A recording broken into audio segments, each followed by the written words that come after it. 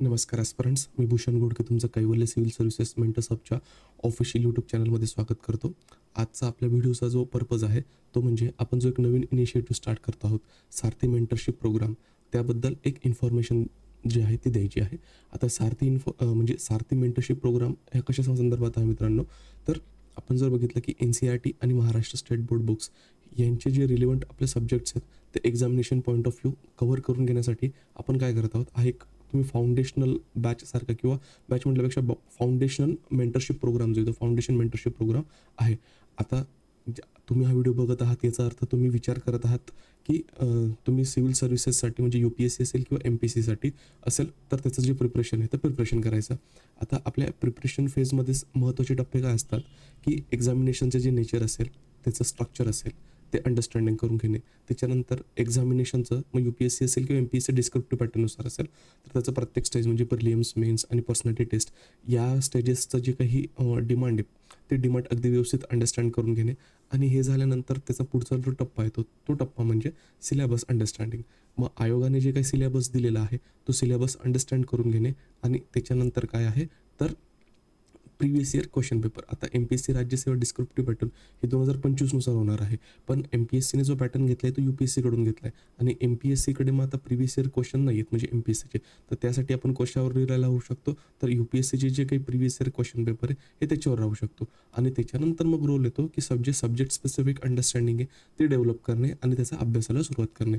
आता subject specific जे development म्हणजे अंडरस्टँडिंग आपण स्टार्ट करतो त्याच्यामध्ये सगळ्यात महत्त्वाचा काय आहे तो पर्पज की बेसिक बुक्सपासून स्टार्ट करा.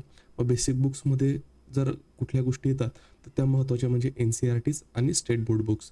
जर तुम्ही UPSCसाठी प्रिपेअर करत असाल तर स्टेट बोर्ड बुक्सचे जे असतील म्हणजे MPSCचे ते वाचायची काही आवश्यकता नाही. पण आपण राज्यसेवेसाठी म्हणजे डिस्क्रिप्टिव्ह पॅटर्नसाठी जर प्रिपेअर करत आहोत तर त्याच्यासाठी आपल्याला NCERT आणि त्याच्यानंतर जर बघितलं की महाराष्ट्र स्टेट बोर्डचे जे बुक्स आहेत जे रिलेव्हंट आहेत आणि सिलेबसला सराउंड म्हणजे अलाईन आहेत आणि ज्याचं वेटेज प्रिलिम्स आणि मेन्समध्ये जास्त आहे त्याच्यावरच आपण काय करणार आहे तर फोकस करणार आहेत. मग आता लक्षात घ्या मित्रांनो की NCERTs जर बघितलं किंवा महाराष्ट्र स्टेट बोर्ड बघितलं तर हे दीज बुक्स आर इंडिस्पेन्सिबल का आहेत हे बुक्स. तर आता तुम्हाला जर तुम्ही स्टँडर्ड बुक्स रेफर करायला गेलात किंवा तुमचे जे प्रिलिम्स किंवा मेन्सवरचे जर क्वेश्चन बघितले किंवा सब्जेक्ट स्पेसिफिक अंडरस्टँड म्हणजे कीवर्ड्स बघितले, त्यानंतर जर NCERTमधून जात असताना किंवा स्टेट बोर्ड बुक्समधून जात असताना त्याची जी लँग्वेज आहे सगळ्यात महत्त्वाचं म्हणजे काय की कमी शब्दामध्ये सिम्पल शब्दामध्ये एक जी इफेक्टिव्ह इन्फॉर्मेशन आहे ती इफेक्टिव्ह इन्फॉर्मेशन काय केली जाते एक्सप्रेस केली जाते. त्याचबरोबर स्टेट बोर्ड बुक्स असतील किंवा NCERTचे जे बुक्स असतील त्याच्यामध्ये काही बॉक्स असतात, काही केस स्टडीज असतात. त्या केस स्टडीज किंवा त्या बॉक्समध्ये जी इन्फॉर्मेशन आहे ती इन्फॉर्मेशन आपण तिथे काय करू शकतो तर आपल्या आन्सरमध्ये कोट करू शकतात किंवा ती इन्फॉर्मेशन आपल्याला कशासाठी कामात येते तर जे प्रिलिम्स असेल प्रिलिम्सची एक्झाम क्वालिफाय होण्यासाठी. आणि त्याच्यानंतर पण की जे आपल्याला काय की बेसिक बुक्स कव्हर केल्यानंतर आपल्याला स्टँडर्ड बुक्स पण कव्हर करावे लागतात. मग ते स्टँडर्ड बुक्स अगदी चांगल्या पद्धतीने समजले आहेत म्हणजे समजावे यासाठी महत्त्वाचं काय की ते सब्जेक्ट स्पेसिफिक जे काही बॅकग्राऊंड असेल तो बॅकग्राऊंड माहीत असणे आवश्यक आहे.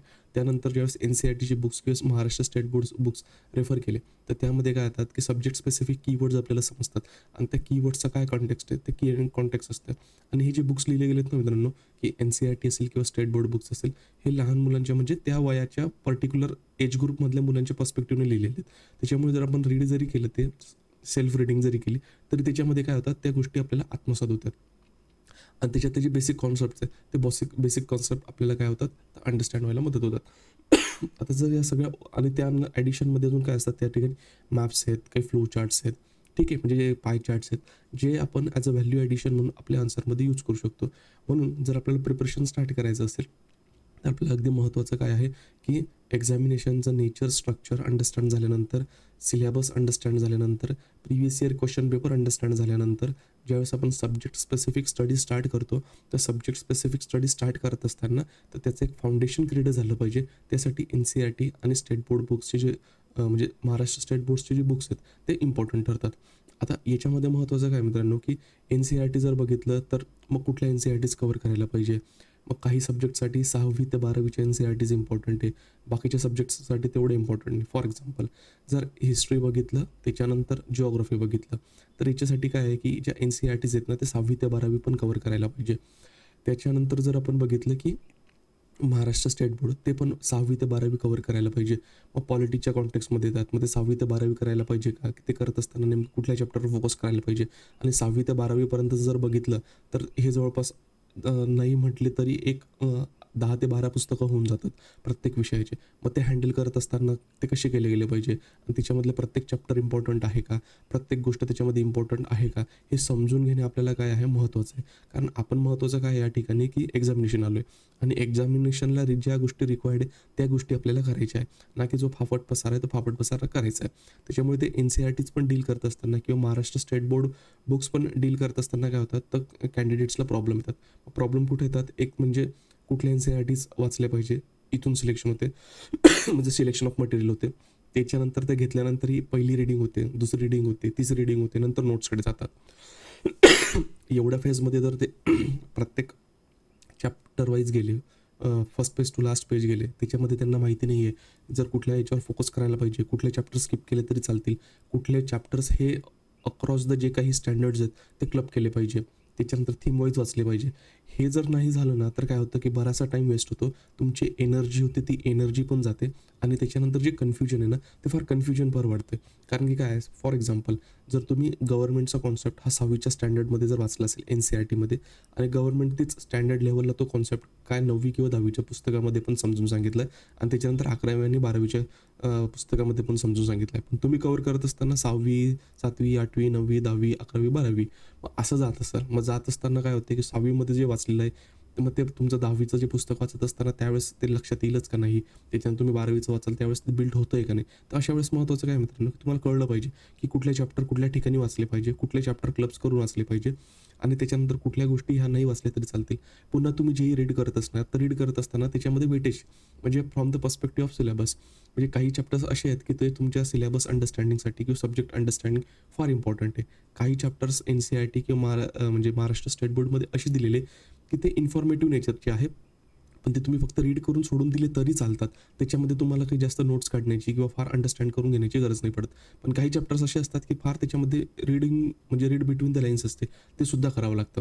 म्हणजे हे जे काही फ्लक्च्युएशन्स आहेत ना, फ्लक्च्युएशन इन द सेन्स कशावर आपल्याला फोकस द्यायला पाहिजे, कशावर कमी करायला पाहिजे, त्याच्यानंतर कुठल्या NCERTs फक्त वाचून सोडल्या पाहिजे, काही याच्यामध्ये फक्त टिकमार्क करून ठेवायला पाहिजे, कुठल्या NCERTs याच्यावर हे जास्त फोकस करायला पाहिजे. हे सुद्धा कॅन्डिडेट्सला काय असतं तर प्रॉब्लेम क्रिएट होतात. आणि काही कॅन्डिडेट्स कसं असतात की सेल्फ स्टडी करतात. सेल्फ स्टडी करत असताना महत्त्वाचं काय की ह्या गोष्टींचं जे जजमेंट आहे ना हे जजमेंट त्यांना येत नाही. तर यावेळेस सगळ्या याच्यामध्ये काय होतं की तुमचा जो मेंटर आहे ना तो मेंटर तो तुम्हाला मदत करतो की तो तुम्हाला टार्गेट ठरवून देईल.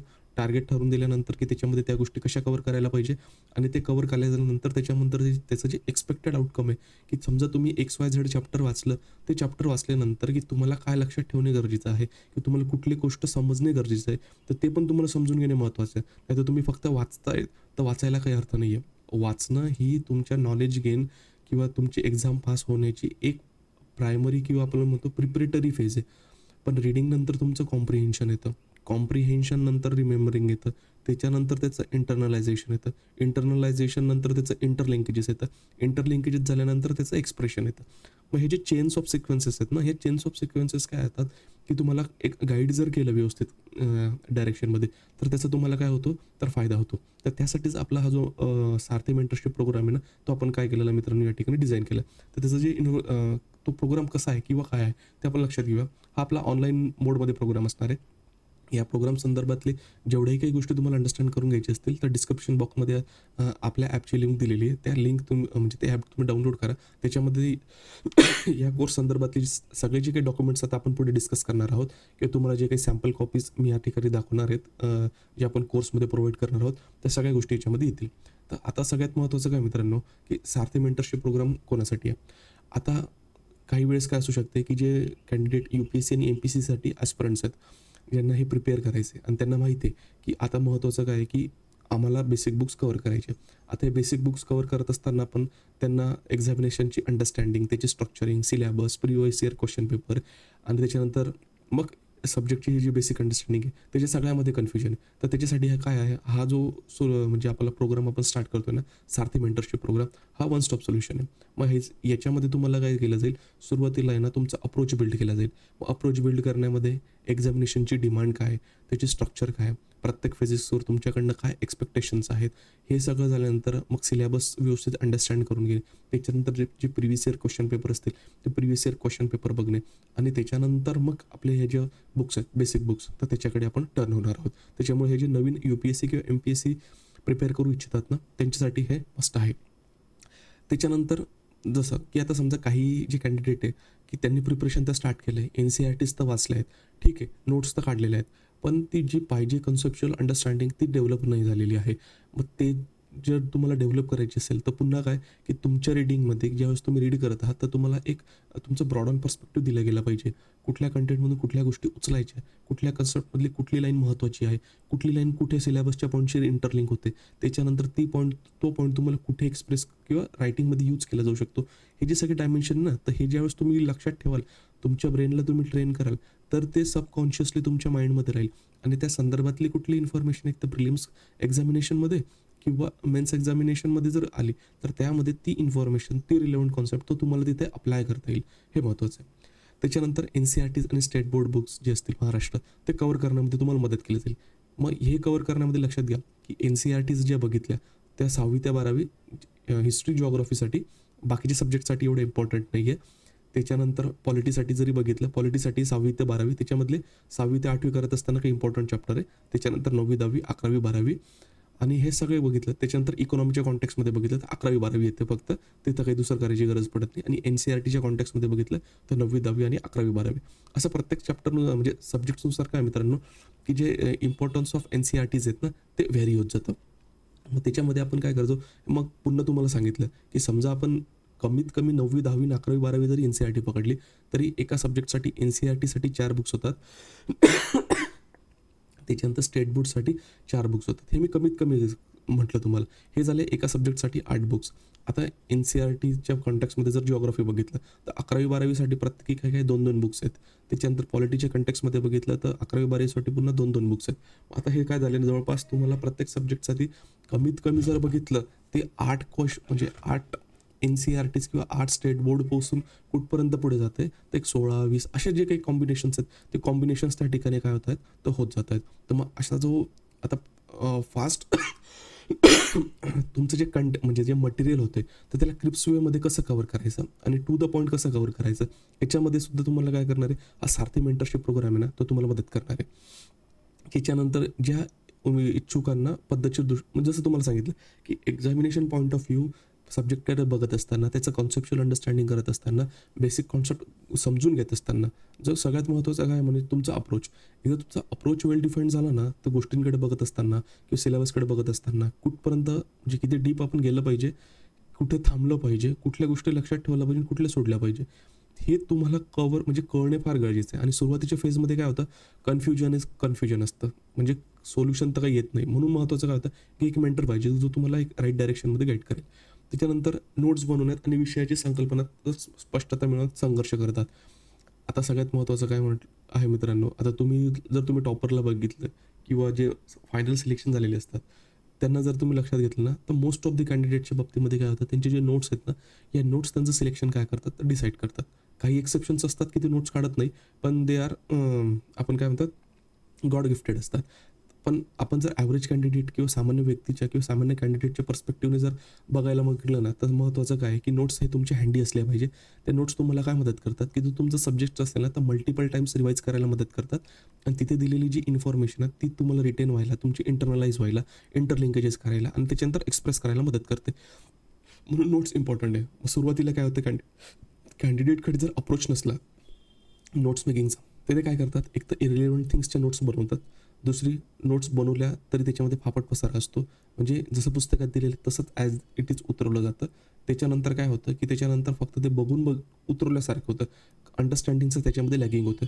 तर महत्त्वाचं काय की जेव्हा तुम्ही नोट्स काढतात ना तर तुम्हाला समजलं पाहिजे की नोट्स कसल्या काढल्या पाहिजे, कशा काढल्या पाहिजे, नोट्सचं इम्पॉर्टन्स काय आणि तुम्ही नोट्समध्ये ज्याही गोष्टी इन्क्लूड करत आहात तर त्याचं ॲप्लिकेशन कसं आहे. आता फॉर एक्झाम्पल जोपर्यंत तुम्हाला प्रिलिम्सची अंडरस्टँडिंग नाही आहे, प्रिलिम्समध्ये काय गोष्टी विचारल्या जातात, कशा विचारल्या जातात, ऑप्शन्स कसे फॉर्म केले जातात आणि कुठली इन्फॉर्मेशन किंवा कुठल्या चॅप्टरमधून कुठली इन्फॉर्मेशन ही विचारली जाते, तोपर्यंत तुम्ही जर नोट्स काढल्या तर तुम्ही अननेसेसरी थिंग्ससुद्धा तुमच्या NCERTsमध्ये तुमच्या नोट्समध्ये काय करणार आहात तर कव्हर करणार आहात. त्याच्यामुळे महत्त्वाचं काय की एक्झामिनेशनचा जो फायनल स्टेज आहे ना, final stage in the sense प्रिलिम्सचा जर आपण कन्सिडर केला तर प्रिलिम्सचे जे ऑब्जेक्टिव्ह एक्झामिनेशन, मेन्सच्या कॉन्टॅक्टमध्ये जर केला तर मेन्समध्ये आन्सर रायटिंगची जी स्टेज तिथे काय एक्सपेक्टेड आहे, जोपर्यंत ते तुम्हाला अंडरस्टँड होत नाही ना तोपर्यंत तुमची नोट्स आहे ना इफेक्टिव्ह होत नाही. आणि मग तुम्हाला जे समजलं सगळं, त्या समजल्यानंतर मग तुम्ही रिव्हर्स इंजिनिअरिंग करतात. म्हणजे तुमचा जो असेल तो एक टॉप व्ह्यू येतो आणि टॉप व्ह्यू आल्यानंतर मग तुम्ही त्या कंटेंटकडे बघतात. ते कंटेंट झाल्यानंतर तुमच्या डोळ्यांना माहीत असतं की ह्या दिलेल्या पॅसेजमध्ये कुठली इन्फॉर्मेशन म्हणजे प्रिलिमच्या स्टेजला इम्पॉर्टंट आहे, म्हणजे मेन्सच्या स्टेजला इम्पॉर्टंट आहे. मग त्यानंतर तुमच्या डोक्यात लक्षात येतं की या पद्धतीने आपण नोट्स या बनवल्या पाहिजे. तर हा जो अप्रोच आहे ना, हा अप्रोच बिल्ड करण्याला तुम्हाला मदत केली जाईल. तर ते इम्पॉर्टंट. त्याच्यानंतर 1-to-1 गायडन्स किंवा वैयक्तिक मार्गदर्शन. आता बरेचसे कॅन्डिडेट काय करतात, घरून प्रिपेअर करतायत, काही जॉब्स करून करतायत, काहींचं ग्रॅज्युएशन झालं आहे, काही डेडिकेटेडली प्रिपेअर करतायत. आता जे प्रिपरेशन करत आहेत त्यांचे परम्युटेशन्स आणि कॉम्बिनेशन्स हे व्हॅरी होत जातात आणि ते व्हॅरी होत जात असताना त्याच्यामध्ये त्यांना बऱ्याचशा डिफिकल्टीज या फेस कराव्या लागतात. आता ह्या डिफिकल्टीज फेस करत असताना सगळ्यात महत्त्वाचं काय, तुमच्याकडे एक सोल्युशन असलं पाहिजे ज्याच्याशी तुम्ही डिस्कस केल्यानंतर तुमचे जे प्रॉब्लेम्स आहेत ना, हे प्रॉब्लेम्स कमी होतील. काही प्रॉब्लेम आता 100% सॉल्व्ह होणार नाही, कारण की ते इंडिव्हिज्युअल टू इंडिव्हिज्युअल बेसिसवर व्हॅरी होतील. काही प्रॉब्लेम जे खरंच असतील ते 100% सॉल्व्ह होतील, काही असतील ते तुमचे कमी होतील. त्याच्यासाठी महत्त्वाचं काय आहे, तुमचा एक मेंटर, तोही एक्सपिरियन्स असेल, त्या फील्डमध्ये जाणकार असेल, त्याच्याशी तुम्ही कनेक्ट असणे आवश्यक आहे. म्हणजे तुम्ही आमच्याशी कनेक्टेड राहा. तुमचे काही सिलेक्टेड झालेले सिनियर्स असतील, गाववाले असतील, मोहल्ला क्लिनिकमधले असतील किंवा XYZ तुम्ही कुठे क्लास लावलेला असेल, काही लावलेलं असेल, ते जिथेही तुम्ही असाल किंवा तुम्हाला ज्या ठिकाणी योग्य वाटतं त्या ठिकाणी असेल ना, तर तुम्ही राईट डायरेक्शन, कारण तुम्ही जे एफर्ट्स करतायत ना त्या राईट डायरेक्शनमध्ये जर तुम्ही नेले तरच ते त्या ठिकाणी काय होणार आहे, त्याचे फ्रुटफुल होणार आहे. आणि लक्षात घ्या मित्रांनो, आता हा जो प्रिपरेटरी फेज आहे ना, हा फेज आणि त्याच्यानंतर तुम्ही जे स्टँडर्ड बुक्स रेफर करतात त्यावेळेसचा फेज, तर यामध्ये तुमचे कन्सेप्च्युअल अंडरस्टँडिंग चांगले डेव्हलप होणे गरजेचे आहे.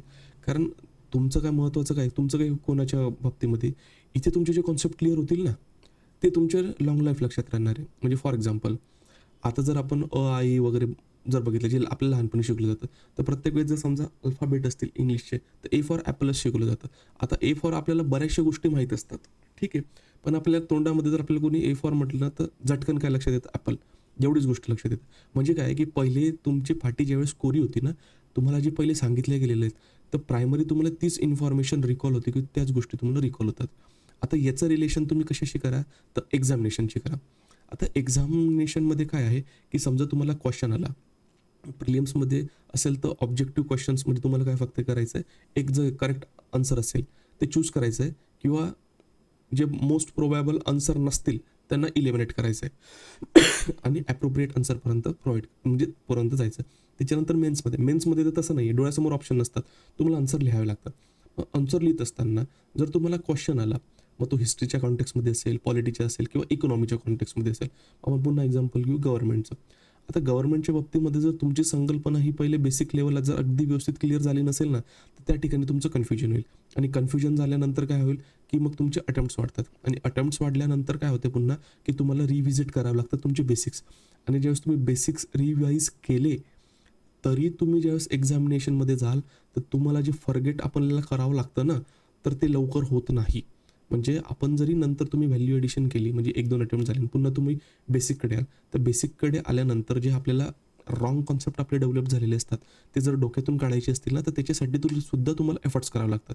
म्हणजेच काय की नंतर जर पिरियडमध्ये जर तुम्हाला पुन्हा कॉन्सेप्च्युअल अंडरस्टँडिंग डेव्हलप करायची असली आणि पहिले जर तुमचा जर फाउंडेशन व्यवस्थित क्लिअर झालेला नसला, तर नंतर तुमचे एफर्ट्स काय होणार आहे, एक तर तुमचे इयर्स वाया गेले ते, त्याच्यानंतर महत्त्वाचं म्हणजे काय तुमचे एफर्ट्स गेले, तुमचा पैसा गेला आणि त्याच्यानंतर महत्त्वाचं काय आहे की तुम्ही जे शिकलेले आहात ते तुम्हाला विसरण्यासाठी सुद्धा एफर्ट्स करावे लागतात आणि ते एफर्ट्स झाल्यानंतर मग तुम्हाला नवीन गोष्ट शिकण्यासाठी एफर्ट्स करावे लागतात.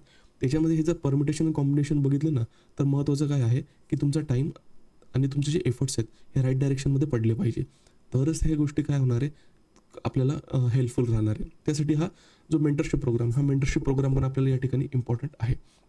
मग त्या सारथी मेंटरशिपमध्ये महत्त्वाचं काय मित्रांनो, ते तुम्हाला समजून सांगतो. आता जे NCERTचे जे बुक्स आहेत ना, त्या NCERT बुक्स आपण याच्यामध्ये कव्हर करणार आहोत. त्या पण ज्याचं वेटेज सगळ्यात जास्त आहे मेन्समध्ये. म्हणजे काय, प्रिलिम्सला पण ह्या तुम्हाला कामात पडणारच आहे, नो इश्यू. पण काही सब्जेक्ट्स कसे आहेत हे फक्त प्रिलिम्स स्पेसिफिक आहे. For example general science.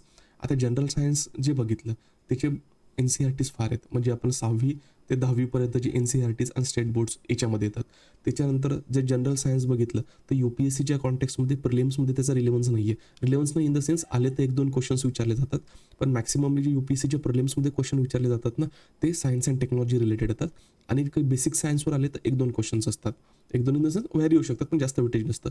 आणि त्याच्यानंतर जर मेन्सच्या स्टेजवर जर बघितलं बोथ UPSC मेन्स आणि MPSC राज्यसेवा मेन्स त्याच्यामध्ये जे सिलेबस दिलेला आहे तर त्याच्यामध्ये जनरल सायन्स नाही दिलेलं आहे. ते जनरल सायन्स त्याच्यामध्ये सायन्स अँड टेक्नॉलॉजी दिलं आहे. म्हणून जे करंट हॅपनिंग्स आणि सायन्स अँड टेक्नॉलॉजी ते इम्पॉर्टंट आहे. म्हणजे जनरल सायन्सचं जर सिग्निफिकन्स आपण बघितलं तर ते UPSCमध्ये तर एवढं नाही. म्हणजे बेसिक अंडरस्टँडिंगसाठी तुम्हाला पाहिजे, पण मार्कांशी जर कोरिलेट केलं तर त्याचं तेवढं कोरिलेशन होत नाही. त्याच्यानंतर जर आपण MPSCमध्ये आलो तर MPSCमध्ये सुद्धा जनरल सायन्स हे कशासाठी इम्पॉर्टंट आहे, फक्त प्रिलिम्ससाठी इम्पॉर्टंट आहे. म्हणून जर हे जे NCERT एवढं एफर्ट्स करण्यापेक्षा जे बाजारात चांगलं म्हणजे मटेरियल अवेलेबल असेल ना तर मटेरियल परचेस करायचं आणि त्याच्यामधून तुम्ही सायन्स करायचं. त्याच्यामुळे आपण याच्यामध्ये सायन्सच्या जे NCERTs आहेत ते घेणार नाही आहोत. आता हे करत असताना लक्षात घ्या मित्रांनो, कारण ते फक्त प्रिलिम्ससाठी आणि प्रिलिम्स ही तुमची क्वालिफाईंग आहे. म्हणजे एक तर तुम्हाला उत्तर माहिती आहे किंवा नाही माहिती आहे. मग त्याच्यासाठी काय काही तुम्हाला जास्त एफर्ट्स किंवा जास्त बुक्स वाचू नका. त्याच्यापेक्षा जे बाजारात चांगलं एखादं बुक अवेलेबल असेल ना तर तेच रीड करा. त्याच्या व्यतिरिक्त जाऊ नका. दुसरी गोष्ट आहे एन्व्हायरमेंट. आता एन्व्हायरमेंट जर बघितलं ना तर UPSCमध्ये दोघी ठिकाणी त्याचं रिलेव्हन्स आहे. म्हणजे प्रिलिम्स आणि मेन्समध्ये. आणि त्याच्यानंतर जर बघितलं तर MPSC राज्यसेवेमध्ये पण प्रिलिम्समध्ये 5 क्वेश्चन विचारले जातात आणि मेन्समध्ये. पण मेन्समध्ये जे काही थीम्स विचारले जातात बोथ UPSC आणि MPSCमध्ये ते करंट ओरिएंटेड असतात आणि बियॉन्ड द NCERTs असतात. पण NCERT तुमचं फाउंडेशन क्रिएट करण्यासाठी इम्पॉर्टंट आहे.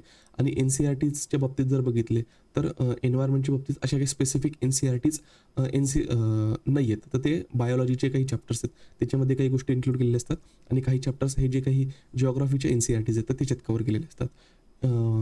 महाराष्ट्र स्टेट बोर्डच्या कॉन्टेक्स्टमध्ये पण तेच 11वी-12वीच्या जे काही स्पेसिफिक काही चॅप्टर्स त्याच्यामध्ये म्हणजे काही बुक्स दिलेले आहेत ते NCERT इम्पॉर्टंट आहे. आता याच्यामध्ये जर बघितलं ना तर कॉस्ट बेनिफिट अनालिसिस NCERTs वाचण्यासाठी कशासाठी एन्व्हायरमेंटच्या सब्जेक्टसाठी ते फार एवढं नाही. त्याच्यामुळे पण NCERTs जे असतील तर ते तुम्ही याच्यासाठी काही जाऊ नका, म्हणजे एन्व्हायरमेंटसाठी काही जाऊ नका. जे काही बाजारात स्टँडर्ड मटेरियल अवेलेबल असेल ना ते डायरेक्ट ग्रॅब करायचं, त्याच्यामधून ते प्रिपरेशन करायचं. आता उरलेल्या ज्या NCERTs आहेत ना त्या NCERTs आपण कुठल्या कुठल्या कव्हर करणार आहोत ते लक्षात घ्या. आता सब्जेक्ट वाईज काय करणार आहोत आपण, जसं सांगितलं तुम्हाला की समजा हिस्ट्री. मग हिस्ट्रीमध्ये तुमचे 6वी ते 12वीचे NCERTs आहेत. त्याच्यातील ज्या इम्पॉर्टंट NCERTs आहेत त्या आहे. इम्पॉर्टंट इन द सेन्स जर 11वीची जर NCERT तुम्ही बघितली ना ती वर्ल्ड हिस्ट्री रिलेटेड आहे, पण ती पण मॉडर्न वर्ल्ड हिस्ट्री रिलेटेड नाही आहे. ती नाही केली तरी चालते. पण उरलेल्या बाकी सगळ्या ज्या NCERTs आहेत त्या कव्हर होतील. त्याच्यानंतर महाराष्ट्र स्टेट बोर्ड 6वी ते 12वी जी असेल त्या पण त्याच्यामध्ये बुक कव्हर होणार आहे. त्याच्यानंतर जिओग्राफीच्या NCERTs या फार मस्ट आहेत.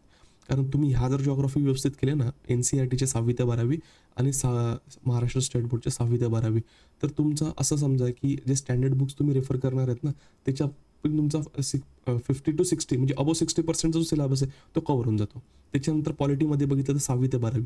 आता 6वी ते 12वी जरी आपण या ठिकाणी मेन्शन केलेलं आहे त्याच्यामधले काही ठराविक युनिट्सचं जे किंवा चॅप्टर्सच आहेत प्रत्येक स्टँडर्डमधले ते इम्पॉर्टंट ठरतात. आणि महाराष्ट्र स्टेट बोर्डच्या कॉन्टेक्स्टमध्ये काय 11th आणि 12th जी NCERTs आहेत त्या.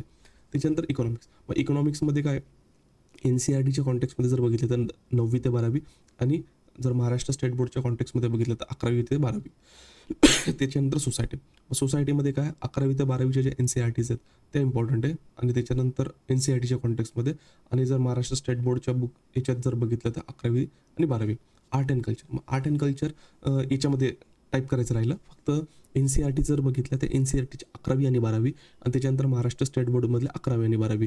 हे जर आर्ट अँड कल्चर ही तुम्ही या ठिकाणी जर व्यवस्थित केलं ना तर तुमचं प्रिलिम्स आणि मेन्सचा जो आर्ट अँड कल्चरचा पार्ट आहे ना हा मोस्ट ऑफ द सिलेबस या ठिकाणी होऊन जातो. सिमिलरली सोसायटीचा जो पार्ट आहे तर सोसायटीचा पार्ट जो तुमचा मेन्सशी रिलेटेड आहे मग UPSC असेल किंवा MPSC असेल त्याचं जे बेसिक फाउंडेशन आहे ना ते बेसिक फाउंडेशन तुम्ही जर हे कव्हर केलं ना तर तुमचं मोस्ट ऑफ द जो सोसायटीचा पार्ट आहे तो होऊन जातो.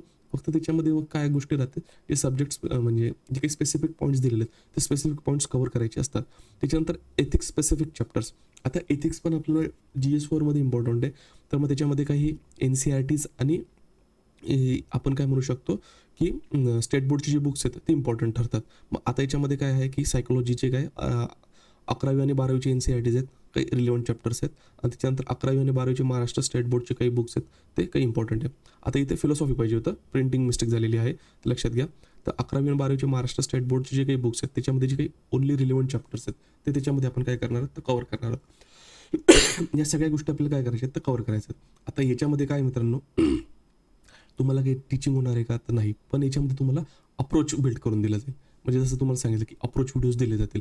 मग याच्यामध्ये काय तुम्हाला अंडरस्टँड करायचं आहे की एक्झामिनेशनचं structure and demand, syllabus understand करायचं, POQ अंडरस्टँडिंग, रीड कसं इफेक्टिव्हली केलं पाहिजे, नोट्स मेकिंग कशा केल्या पाहिजे आणि बेसिक्स ऑफ आन्सर रायटिंग. कारण जोपर्यंत तुम्हाला हे कळणार नाही ना, तोपर्यंत तुम्ही म्हणजे नोट्स कशा मेकिंग करायच्या हे तुम्हाला लक्षात येणार नाही. त्याच्यामुळे हे जे तुमचं आन्सर रायटिंग आहे त्या पण गोष्टी याच्यामध्ये कव्हर होणार.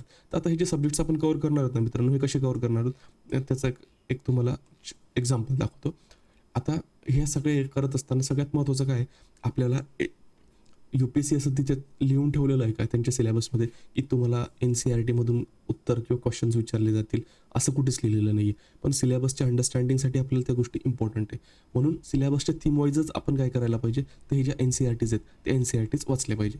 आता हे ज्या NCERTs आपण केलेल्या आहेत ना कव्हर, तर त्या कव्हर करत असताना आपल्याला कशा करायच्या आहेत, 3 फेजमध्ये करायच्या आहेत. एक म्हणजे पहिली रिडिंग, त्याच्यानंतर दुसरी रिडिंग आणि त्याच्यानंतर तिसरी रिडिंग प्लस नोट्स मेकिंग. आता सगळे अप्रोच डेव्हलप झाल्यानंतर, सिलेबस अंडरस्टँडिंग झाल्यानंतर, त्याच्यानंतर आन्सर रायटिंग कशी करायची त्याचे बेसिक अंडरस्टँड केल्यानंतर, कारण की जोपर्यंत तुमचं कंटेंट डेव्हलप होणार नाही तोपर्यंत तुम्ही आन्सर तयार करू शकत नाही किंवा आन्सर लिहू शकत नाही. पण ॲटलिस्ट एक बेसिक इन्फॉर्मेशन जी असेल ती बेसिक इन्फॉर्मेशन आपल्याकडे असलं पाहिजे. मग त्याच्यानंतर काय होईल की फर्स्ट रिडिंग होईल. समजा पॉलिटिक्स आपण घेतलं तर त्याच्यासाठी फर्स्ट रिडिंगसाठी काही डेज लागतील. मग 13 पैकी किती दिवस द्यायचे, तर ते आपण त्याचं तुम्हाला मायक्रो प्लॅनिंग करून दिलं जाईल. त्याच्यानंतर सेकंड रिडिंगसाठी पहिल्या रिडिंगपेक्षा कमी वेळ लागेल. आणि त्याच्यानंतर तिसऱ्या रिडिंगमध्ये ज्या इम्पॉर्टंट पॉईंट्स आहेत त्याच्या फक्त नोट्स मेकिंग करायच्या. आता तुम्ही म्हणाल की सर 6वी ते 12वीचं जर पॉलिटी करायचं असेल तर 13 दिवसात कसं होईल. होईल मित्रांनो, ते तुम्हाला मी समजून सांगतो. सिमिलरली इकॉनॉमी, जिओग्राफीला आपण जास्त वेळ दिलेला आहे. जिओग्राफीला जास्त वेळ याच्यासाठी दिलेला आहे कारण की हे जर इथे तुम्ही जिओग्राफी व्यवस्थित करून घेतलं ना, तुमचं जे मेन्ससाठी जे स्टँडर्ड बुक्स पण तुम्ही रेफर करतात ना, त्याच्यापैकी बऱ्याचसा जो सिलेबस आहे तुमचा जिओग्राफीचा इथे होऊन जातो. त्याच्यानंतर हिस्ट्री, आर्ट अँड कल्चर, त्याच्यानंतर सोसायटी आणि एथिक्स. जर जवळपास आपण बघितलं ना, याच्यामध्ये किती होत आहेत, तर 112 दिवस होतात. आता हे जे 112 दिवस आहेत ना, हे स्केड्यूल डेज आहेत, म्हणजे आपण जे कन्सिडर केलेत.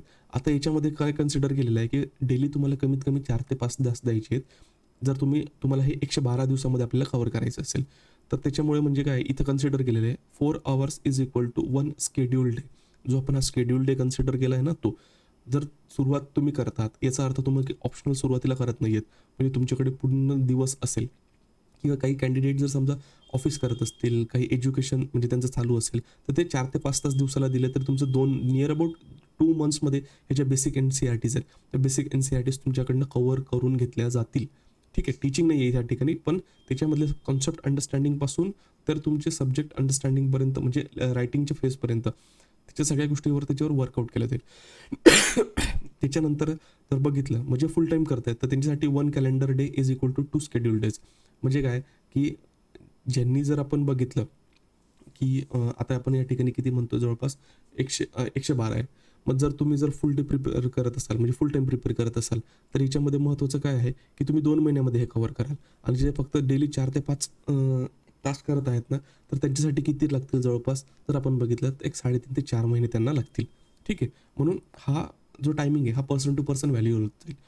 त्याच्यानंतर काहींनी फर्स्ट रिडिंग करून ठेवली असेल, काही केलं असेल तर त्याच्यामध्ये ह्या टाईम थोडाफार काय करू शकतात तर रिड्यूस करू शकतात.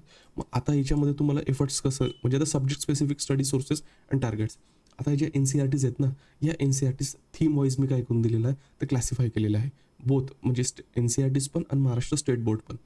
पण मग आणि याच्यामध्ये सगळे NCERTs कव्हर होतात. मग आता समजा तुम्हाला गव्हर्नमेंटचा कॉन्सेप्ट वाचायचा आहे ना, तर आता असं नाही की तुम्ही 6वी ते 12वी वाचत चाल, नाही तसं नाही. सिलेबसच्या पॉईंटनुसार ज्या गोष्टी तुम्हाला समजणं गरजेचं आहे त्याच स्पेसिफिक आपण जाणार आहोत. आता समजा मला माहिती आहे की सिलेबसच्या टॉपिक्सने कुठले NCERTचे चॅप्टर इम्पॉर्टंट आहे. मग थीम आहे गव्हर्नमेंट. मग आता गव्हर्नमेंटचं चॅप्टर म्हणजे समजा जर ही कॉन्सेप्ट अंडरस्टँड करून घ्यायची असेल तर मग सुरुवातीला काय केलं पाहिजे, NCERTची textbook for 6th social and political life. ठीक आहे, हे NCERTचं ना, त्याच्यामधलं 3रं आणि 4थं चॅप्टर काय करायचं आहे, गव्हर्नमेंट हा कॉन्सेप्ट अंडरस्टँड करून घेण्यासाठी तुम्हाला वाचायचं आहे. आता काही वेळेस काय होतं, काही कॉन्सेप्ट अंडरस्टँडिंग करून घेण्यासाठी आपल्या 6वी, 7वी, 8वी, 9वी, 10वी, 11वी, 12वी असे पण वाचावं लागतात. त्याच्यामध्ये महत्त्वाचं काय आहे समजा डेमोक्रेसीचा कॉन्सेप्ट आहे. डेमोक्रेसीचा कॉन्सेप्ट तुम्हाला अंडरस्टँड करून घ्यायचा ना. आता आम्ही सगळं व्यवस्थित कंपाईल केलं, त्याच्यामुळे माहिती आहे की डेमोक्रेसी रिलेटेड इम्पॉर्टंट चॅप्टर कशात आहे. मग NCERTचं जे 9वं आहे ना, तर 9व्यामध्ये पहिलं आणि दुसरं हे जे चॅप्टर आहे हे डेमोक्रेसी रिलेटेड आहे. त्याच्यानंतर NCERTमधलं जे 10वं चॅप्टर आहे, ठीक आहे, म्हणजे सॉरी NCERTचं 10th नंबरचं जे काही स्टँडर्डचं बुक आहे त्याच्यामध्ये 7वं आणि 8वं जे चॅप्टर आहे ना ते डेमोक्रेसीशी रिलेटेड आहे. मग आता तुम्ही वाचत असताना काय करायचं आहे, हे सगळे चॅप्टर सोबत वाचायचे. हे सब्जेक्ट सगळे चॅप्टर ज्यावेळेस तुम्ही सोबत वाचाल ना, तर त्याच्यानंतर तुमचा जो हा कॉन्सेप्ट आहे ना, हा कॉन्सेप्ट होलसम कव्हर होणार आहे. ठीक आहे, नाहीतर काय तुटक वाचलं तर नंतर काय होतं, ते इंटरलिंकेजेस करायला फार मोठा काय होतं तर प्रॉब्लेम होतं. हे झालं. असे काय केलेलं आहे की आपण सगळ्याच गोष्टी यामध्ये कव्हर केलेल्या आहे. हे कव्हर केलेल्याच्या नंतर सगळ्या गोष्टी त्याच्यानंतर कुठल्या याच्यामध्ये तुम्हाला फोकस करायला पाहिजे. आता समजा 11ची जी NCERTs आहेत, मग ते पॉलिटिकल थेरीज आहेत आणि 11 स्टँडर्डचे जे महाराष्ट्र स्टेट बोर्डचं बुक आहे त्याच्यामधले 1, 2, 3 हे चॅप्टर आहे.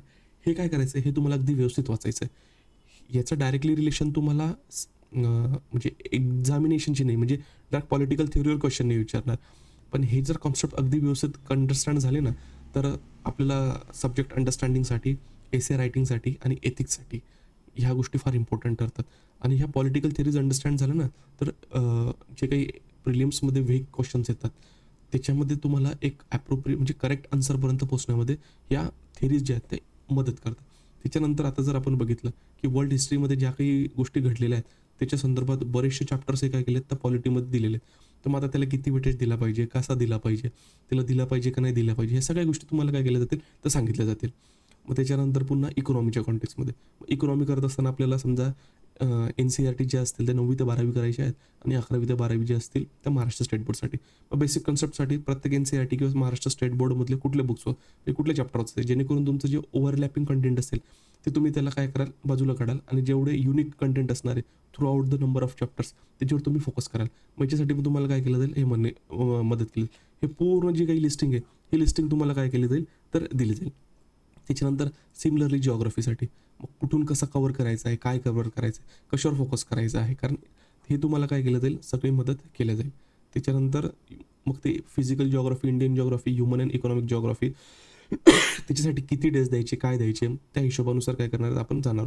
नंतर हिस्ट्रीसाठी मग ancient, medieval, modern, art and कल्चरसाठी कुठले आता चॅप्टर वाचायचे आहेत. आता या NCERTs दिल्यानंतर हे इम्पॉर्टंट आहे. आता हे आपल्याला कव्हर करत असताना मित्रांनो कसं जायचं आहे, हे आर्ट अँड कल्चर त्याच्यानंतर सोसायटी. मग सोसायटीमध्ये कुठले चॅप्टर सिमिलर पॉईंट ऑफ व्ह्यूमध्ये जातात, कुठलं पहिलं वाचलं पाहिजे, कुठलं नाही वाचलं पाहिजे, त्याच्यानंतर कशावर फोकस दिला पाहिजे, कशावर नाही दिला पाहिजे, एथिक्स रिलेटेड जे काही बुक्स असतील ते कुठले वाचायचे, कुठल्या स्टँडर्डमधून वाचायचे आहेत आणि कुठलेच वाचायचे आहेत. मॅक्सेसिव्ह म्हणजे एक्सेसिव्ह वाचून काही फायदा नाही आहे. तर त्या गोष्टी ज्या आहेत या गोष्टी तुम्हाला काय केल्या जातील सगळ्या व्यवस्थित समजून सांगितल्या जातील.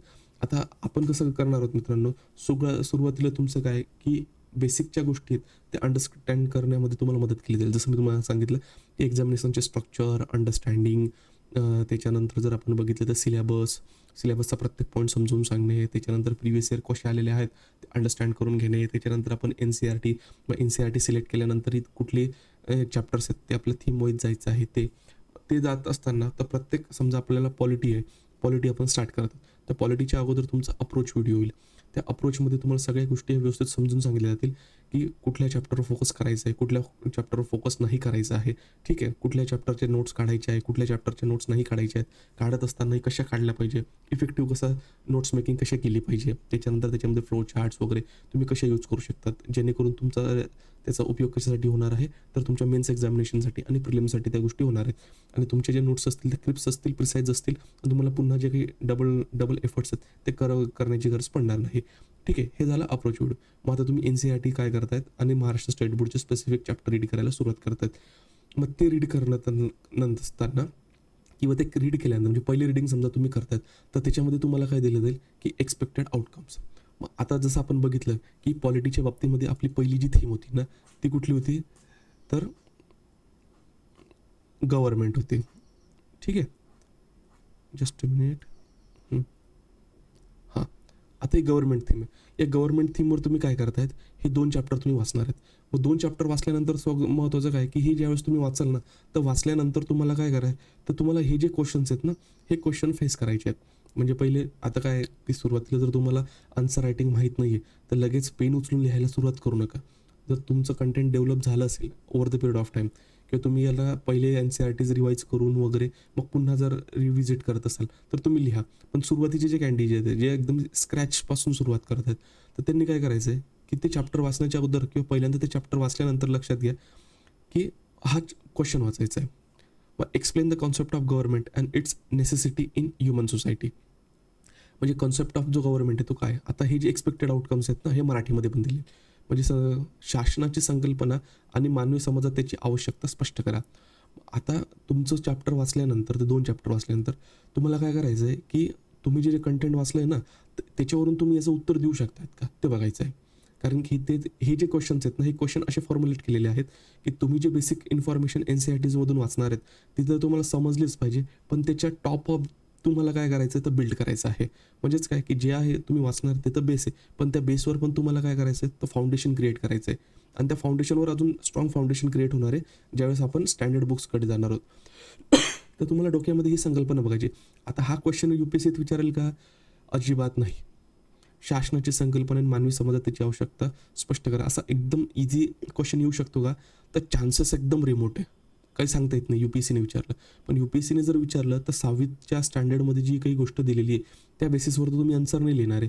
याच्या आन्सर लिहित असताना तुम्हाला जे काही ग्रॅज्युएशन लेवलचं नॉलेज पाहिजे, जे काही डायमेन्शन्स पाहिजे, जे एक्झाम्पल्स पाहिजे त्याच्यात तुम्ही काय करणार तर पुट करणार आहात आणि मग तुम्ही त्याच्यामध्ये काय करणार आहात तर आन्सर लिहिणार आहात. मग हे जे कॉन्सेप्ट आहेत ना हे कॉन्सेप्ट तुम्ही काय करायचे रिकॉल करायचे. आता हे झाल्यानंतर महत्त्वाचं काय की मग तुम्हाला अंडरस्टँड होईल अरे शासनाची संकल्पना. आता शासन म्हणजे काय तर मग तुम्हाला हे समजलं पाहिजे. मग तर तुम्हाला लक्षात आलं का की तुम्हाला आठवता येतं की शासन म्हणजे काय असते, त्याच्यामधले कुठकुठले कॉम्पोनंट्स असतात, ठीक आहे, त्याचे फीचर्स काय असतात ते समजतंय का. आणि शासनाची जी आवश्यकता आहे ती मानवी समाजात कशासाठी आहे हे तुम्ही आर्टिक्युलेट करतायत का. म्हणजे तुम्ही जे वाचलेलं आहेत तर ते तुम्ही अप्लाय करू शकतायत का. इथे लगेच तुमचं काय होणार आहे तर ते जजमेंट होणार आहे. नाही झालं ना तर मग पहिले काय हे क्वेश्चन्स तुम्ही वाचून घ्याल आणि वाचल्यानंतर मग तुम्ही काय कराल त्या NCERTs वाचाल. म्हणजे NCERTचे चॅप्टर वाचाल.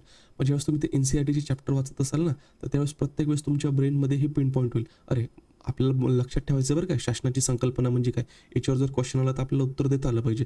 मग ज्यावेळेस तिथं काही पॅसेज दिला असेल, काही गोष्टी दिल्या असतील आणि त्याच्याशी रिलेटेड डेफिनेशन दिली असेल ना तुमचं फोकस बरोबर तिथे जाईल. म्हणजे काय की ज्या इम्पॉर्टंट थिंग्स आहेत तिथे ते व्यवस्थित रीड करण्यामध्ये, ते अंडरस्टँड करण्यामध्ये तुम्हाला हे राईट डायरेक्शन देईल. त्याच्यानंतर मग त्याचं ॲप्लिकेशन, मग त्याची समाजात आवश्यकता काय, म्हणजे शासनाची आवश्यकता काय. मग गव्हर्नमेंटची मध्ये जर बघितलं तर एक्झिक्युटिव्हची काय आवश्यकता आहे, पार्लमेंट म्हणजे लेजिस्लेशनचं काय आवश्यकता आहे, ज्युडिशरी म्हणजे काय, सुप्रीम कोर्ट, हायकोर्ट आणि लोअर कोर्ट्स याची काय आवश्यकता आहे. मग ह्याचं तुम्हाला समजतं आहे का की ते तुम्ही इंटरलिंकेजेस करू शकतायत का की हे तुम्हाला काय करायचं आहे तर लक्षात घ्यायचं आहे. असे हे काय केलेले आहेत तर प्रत्येक जे काही थीम्स आहेत त्या थीम्सवर तुम्हाला 3 ते 5 क्वेश्चन्स काय दिले जातील तर दिले जातील. आणि त्याचा मिनिंग काय आहे हा मित्रांनो लक्षात घ्या की ते तुम्हाला दिलेलं जे काही तुम्ही चॅप्टर्स वाचणार आहेत ना ते तुम्ही राईट डायरेक्शनमध्ये वाचलं पाहिजे. आणि त्याच्यामधून जे राहिलेली म्हणजे त्याच्यात असलेली जी रिलेव्हंट एक्झामिनेशन पॉईंट ऑफ व्ह्यूची जी इन्फॉर्मेशन आहे ती इन्फॉर्मेशन तुम्ही गेन केली पाहिजे. आता हे जे एक्सपेक्टेड आउटकम्स आहेत ना या एक्सपेक्टेड आउटकम्सचे आपण काय देणार आहोत तर हिंट्स देणार आहोत. म्हणजे आता लक्षात घ्या जसं तिथं म्हटलं की आता हे एक्सपेक्टेड आउटकम दोघे ह्याच्यात असतील इंग्लिश आणि मराठीमध्ये. आता याच्यामध्ये आपण इंट्रोडक्शन आणि कन्क्लुजन नाही देणार आहोत, पण आपण फक्त जो क्वेश्चन स्पेसिफिक जी इन्फॉर्मेशन आहे ती देणार आहोत. मग याच्यामध्ये होतं की explain the concept of government and it's necessity in human society जो आपण बघितला. याच्यामध्ये सरकार म्हणजे काय याचे स्पष्टीकरण द्या आणि मानवी समाजात त्याची गरज काय हे सांगा. हा जो क्वेश्चन होता तर त्या संदर्भातले हे काय केलेलं आहे तर इन्फॉर्मेशन दिलेली आहे. मग सरकार म्हणजे काय हा पहिला तुमचा क्वेश्चनचा पार्ट होता. सरकार म्हणजे काय. मग त्याच्यानंतर अधिकृत संरचना. सरकार म्हणजे एक संरचित संस्था आहे ज्याला कायदे बनवण्याचे, ते अंमलात आणण्याचे आणि समाजातील वर्तन नियंत्रित करण्याचे अधिकार आहेत. आता हे सरकारची म्हणजे सरकार कॉन्सेप्टची काय झाली एक क्रिप्स डेफिनेशन झाली. ह्याचाच जर कॉन्सेप्ट तुम्हाला तुमच्या आन्सर रायटिंगमध्ये करायचा आहे, एसेमध्ये अप्लाय करायचा आहे किंवा तुमच्या नोट्समध्ये करायचं आहे तर त्याच्यामध्ये तुम्हाला लक्षात येईल की क्रिप्समध्ये गोष्टी लक्षात कशा ठेवायच्या किंवा क्रिप्समध्ये गोष्टी कव्हर कशा करायच्यात. आणि त्याच्या जे काही स्पष्टीकरण आहे ते स्पष्टीकरण याच्यामध्ये काय दिलेले आहेत तर दिलेले आहेत.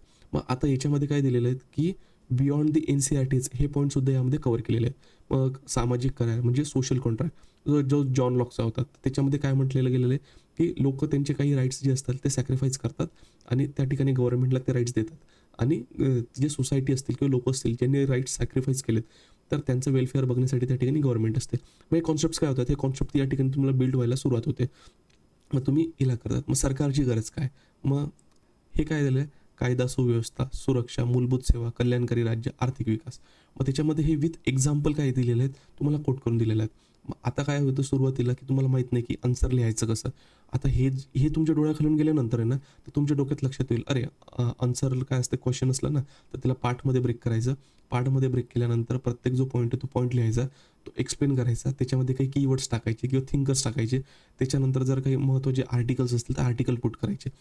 आता याच्याने काय होणार आहे, की तुम्ही जे NCERTमध्ये वाचताय ते आणि तुमचे जे मॉडेल हिंट्स म्हणजे जे काही आपण त्याला एक्सपेक्टेड आउटकम्सच्या हिंट्स याच्यामध्ये जे दिलेले ही इन्फॉर्मेशन कलेक्टिव्ह झाली आणि या दोघींच्या बेसिसवर तुम्हाला काय करायचे आहेत, नोट्स प्रिपेअर करायचे आहेत. आता ज्यावेळेस तुम्ही जे आपला जो पथदर्शक मेंटरशिप प्रोग्राम आहे ना, त्याच्यात मी काय ॲडवाईस केलं आहे, की हे करत असताना तुम्ही नेटवर पण जा. नेटवर काय करा, तुम्ही सुरुवात आहात आणि नेटवर काय वाचायचं काय नाही वाचायचं याच्यामध्ये तुम्हाला कन्फ्युजन होऊ शकतं. म्हणून काय करा, तुम्ही या 2 गोष्टींवर रिलाय करा आणि एकच गोष्ट तुम्हाला समजतच नाही आहे, तर त्याच्यासाठी तुम्ही नेट वगैरे याचा उपयोग करू शकतात. तसेच काय आहे, तर एक्सपेक्टेड आउटकम्स हे दिलेले आहेत आणि या एक्सपेक्टेड आउटकम्सचे काय दिलेले आहेत तुम्हाला या ठिकाणी पॉइंटर दिलेले आहेत. हे पॉइंटर काय करायचे आहेत, तुम्हाला वाचायचे आहेत. हे पॉइंटर म्हणजे हे जे काही एक्सपेक्टेड आउटकम्स असतील, हे सगळं तुम्ही जेव्हा कोर्स परचेस कराल तर तुमचं जे आपल्या जे ॲप आहे तर ॲपमध्ये हे अपलोड केले जातील. हे तुम्ही फक्त व्ह्यू करू शकता, हे डाउनलोड नाही करू शकणार कारण इट इज क्वालिटी मटेरियल. आणि याच्यामध्ये काय महत्त्वाचं की तुम्ही हे जर स्वतःकडे ठेवलं, महत्त्वाचं म्हणजे काय की याच्यावर तुमची काही एक्झाम निघणार नाही, पण हे तुमच्या कॉन्सेप्ट बिल्डिंगसाठी. तर ह्या ज्या गोष्टी आहेत ना, ह्या गोष्टी तुम्हाला कशात इन्कॉर्पोरेट करायच्या आहेत, तुमच्या ज्या काही इम्पॉर्टंट नोट्स आहेत ना, त्या नोट्समध्ये फ्लो चार्ट काढून कसे करायचं, काय करायचं ते मी तुम्हाला समजून सांगेल. म्हणजे कमी एफर्ट्समध्ये ह्या गोष्टी तुम्हाला तुमच्या नोट्समध्ये फक्त उतरवून घ्यायचं आहेत. आणि त्यानंतर जेव्हा तुम्ही तुमच्या नोट्स रिवाईज कराल ना, तर हे कंटेंट तुमच्या नोट्स थ्रू तुमच्याकडेच काय असणार आहे, तर तुमच्याकडे असणार आहे. म्हणजे तुम्ही त्याला मल्टिपल टाईम ऑफ रिवाईज करू शकाल. मग आता हे झाल्यानंतर काय होईल, समजा आपण पॉलिटीला काहीतरी 13, 14, 15 दिवस दिलेले आहेत. मग ज्यावेळेस तुम्हाला बेसिक अंडरस्टँडिंग होईल सब्जेक्टची, तुमचं कंटेंट डेव्हलप झालेलं राहील, तुमच्या नोट्स प्रिपेअर झालेल्या असतील आणि पॅरलली आपण काय डिस्कस करणार आहोत, की आन्सर कसं लिहायचं, काय लिहायचं तुम्हाला सांगितलं जाईल, की तुम्ही प्रॅक्टिस कशी केली गेली पाहिजे, काय केली पाहिजे. आणि एक बेसिक आन्सर रायटिंग डेव्हलप होण्यासाठी ज्या काही स्किल्स असतील, ज्या काही मेथड्स असतील ते तुम्हाला सांगितले जातील आणि तुम्ही त्याच्यावर काय करता, सायमल्टेनियसली वर्क करत आहात. मग ह्या गोष्टी झाल्यानंतर काय, पहिला 1-1.5 महिना 2 महिना हे झाल्यानंतर मग महत्त्वाचं काय, की तुमचं कंटेंट क्रिएट झालं आहे, तुमचे नोट्स क्रिएट झालेले आहेत. तर मग सब्जेक्ट स्पेसिफिक आपण कशावर जाणार आहोत, तर टेस्टवर जाणार आहोत. आता टेस्टवर गेल्यानंतर मग काय, की याच्यामध्ये काही सॅम्पल टेस्ट दिल्यात, मिनी टेस्ट घेणार आहोत. मग या मिनी टेस्टमध्ये काय, समजा पॉलिटीचं तुमचं झालं आहे, पहिली रीडिंग झाली, दुसरी रीडिंग झाली, त्याच्यानंतर तिसरी रीडिंग आणि नोट्स मेकिंग झाली. आणि हे करत असताना सोबत तुम्ही काय, हे जे एक्सपेक्टेड आउटकम्स आहेत, हे एक्सपेक्टेड आउटकम्स तुमचं फाउंडेशन असणार आहे आणि NCERTचं जे कॉन्टेंट आहे ते तुमचं फाउंडेशन आहे. आणि हे करत असताना सायमल्टेनियसली आपण आन्सर रायटिंग कशी करायची, त्याच्यानंतर त्याच्यात कुठल्या गोष्टी लक्षात ठेवल्या पाहिजे, काय कसं करायला पाहिजे, नोट्स मेकिंगच्या ज्या काही गोष्टी असतील ते सगळे होतील. मग एकदा तुमच्या ज्या NCERTच्या नोट्स झाल्या ना, मग तुम्हाला काय करायचं आहे, त्याला एकदा दोनदा रिवाईज करून घ्यायचं आहे आणि त्याच्यानंतर मग तुमची मिनी टेस्ट राहील. मिनी टेस्ट ही तुमची झाल्यानंतर ही 60 मार्काची राहील. याच्यामध्ये फक्त काय 5 क्वेश्चन्स राहतील. पहिले 3 क्वेश्चन जे असतील ते 10-10 मार्काचे असतील आणि उरले चौथा आणि पाचवा जो क्वेश्चन्स असणार आहे तो 15-15 मार्काचा असणार आहे. हे झाले एकूण 60. मग आता हे काय करायचं आहे, मग तुम्हाला तुमच्या ॲपवर ही जी काही मिनी टेस्ट आहे, ही मिनी टेस्ट अपलोड केली जाईल आणि तुमचं वाचून हे सगळं झाल्यानंतर तुम्हाला काय करायचं आहे, हे डाउनलोड करायची, प्रिंट करायची. प्रिंट केल्यानंतर याच्यावर उत्तर लिहायचे आणि उत्तर लिहिल्यानंतर ते स्कॅन करायचं आणि आपल्या ॲपमध्ये तिथे अपलोड करायचं आहे. ठीक आहे. मग आता हिची जी सॅम्पल आहे ना, हे सॅम्पल टेस्ट मी या ठिकाणी तुम्हाला दाखवलेली, जी आपण पॉलिटीवर काय केलेली ते डिझाईन केलं. याचा पर्पज काय आहे मित्रांनो, की तुमचं जे काही इम्पॉर्टंट गोष्टी तुम्ही अंडरस्टँड केलेल्या आहेत, म्हणजे पहिले रेडी करून घेतलेलं आहे, अंडरस्टँड केलेलं आहे, नोट्स मेकिंग केलेले आहेत, रिवाईज केलेलं आहेत. मग आता हे झाल्यानंतर तुम्ही त्याला राईट करू शकतायत का, ते इम्पॉर्टंट आहे. मग त्याच्यासाठी काय दिलं जाईल तुम्हाला, हे ज्या टेस्ट आहेत ना, ह्या टेस्ट या ठिकाणी दिल्या जातील. मग ह्या टेस्ट तुम्हाला काय करायच्या आहेत, तर लिहायचं आहे. चौथा आणि पाचवा जसं तुम्हाला क्वेश्चन सांगितला, हा 15 मार्कासाठी राहणार आहे. मग त्याच्यामध्ये त्याला 3 पेजेस दिलेले आहेत. तुमचं बेसिक अंडरस्टँडिंग झाल्यानंतर आणि ते आन्सर रायटिंग झाल्यानंतरच तुम्ही या टेस्ट देणार आहेत. असं म्हणून समजू नका की NCERTचा कोर्स तुम्ही करत आहात आणि पहिलेच मला काहीच माहिती नाही तर मी लिहू कसं काय, नाही. हे सगळ्या गोष्टी तुमच्या डेव्हलप झाल्यानंतरच तुम्ही ह्या रायटिंगकडे येणार आहात. पण ह्या कोर्सचे फीचर्स काय आहेत ते समजून सांगण्यासाठी याच्यावर येतो. मग हे झाल्यानंतर काय जाईल, की तुमचं टेस्ट झाल्यानंतर तुम्हाला याचे सॅम्पल आन्सर्स पण दिले जातील मिनी टेस्टचे. मग हे जे मॉडेल आन्सर आहे ना, मग आता समजा आता आपण जर बघितलं ही सॅम्पल मिनी टेस्ट जी आहे त्याच्यामध्ये पहिला क्वेश्चन जो होता आपला, जस्ट अ मिनिट, हां, examine the role of Rajya Sabha in protecting the interest of states in the Indian federal structure. मग ज्यावेळेस तुम्ही पार्लमेंट वाचलेलं आहे, फेडरल वाचलेलं म्हणजे फेडरल स्ट्रक्चर वाचलेलं आहे, ठीक आहे, गव्हर्नमेंटचा कॉन्सेप्ट वाचलेला असेल, डेमोक्रेसी वाचलेला असेल, तुमचे नोट्स प्रिपेअर झालेत, तुमचे इंटरलिंकेजेस डेव्हलप झालेले असतील, मग त्याच्यानंतर तुम्ही हा क्वेश्चन रीड करणार आहात हे लक्षात घ्या. आणि त्याचंच मराठीमध्ये ट्रान्सलेशन दिलेलं आहे. मग आता मॉडेल हिंटमध्ये काय असणार आहे, तर ते याच्यामध्ये आपण इंट्रोडक्शन, बॉडी इन कन्क्लुजन ज्या टेस्ट पेपर असतील त्याच्यामध्ये आपण अप्लाय करणार आहोत. मग अप्रोच, मग याला अप्रोच कसं केला गेला पाहिजे, मग या क्वेश्चनचं जे काही डिमांड होती ती कशी होती, इंट्रोडक्शनमध्ये तुम्ही काय लिहिणं एक्सपेक्टेड होतं, मग आन्सरच्या बॉडीमध्ये काय लिहिणं एक्सपेक्टेड होतं आणि कन्क्लुजनमध्ये काय लिहिणं एक्सपेक्टेड होतं. मग ठीक आहे, मग हे झालं लिहिणं. मग त्याच्यानंतर मग positive role of Rajya Sabha in protecting states interest, मग त्याचे काही 4 ते 5 पॉईंट या ठिकाणी दिलेले आहेत आणि ते सबस्टॅन्शिएट करण्यासाठी जिथे रिलेव्हंट आहे तिथे कॉन्स्टिट्युशनल आर्टिकल पण काय केलेलं आहे तर मेन्शन केलेलं आहे. त्याच्यानंतर ज्यावेळेस फेडरल स्ट्रक्चरचे इंटरेस्ट सिक्युअर करत असताना किंवा प्रोटेक्ट करत असताना राज्यसभेला कुठकुठले जे काही प्रॉब्लेम्स आहेत ते प्रॉब्लेम्स त्या ठिकाणी तुम्ही फेस करावे लागतात. मग हे झालं याचं आन्सर. हे आन्सर इंग्लिश आणि मराठी याच्यामध्ये काय तर दोघांमध्ये तुम्हाला दिले जातील. म्हणजे जे कॅन्डिडेट इंग्लिशमधून प्रिपेअर करतायत ते इंग्लिशला रेफर करतील, जे मराठीतून करतायत ते मराठीतून रेफर करतील. मग जेणेकरून काय होणार आहे की तुमचं जे काही रायटिंग आहे ते रायटिंग डेव्हलप होईल. आता ही जी प्रिपरेटरी लेव्हलची जी रायटिंग आहे ना ते झाल्यानंतर मग तुमचे ॲट मॅक्स 7 दिवसामध्ये कॉपी इव्हॅल्युएट करून तुमच्याकडे येईल.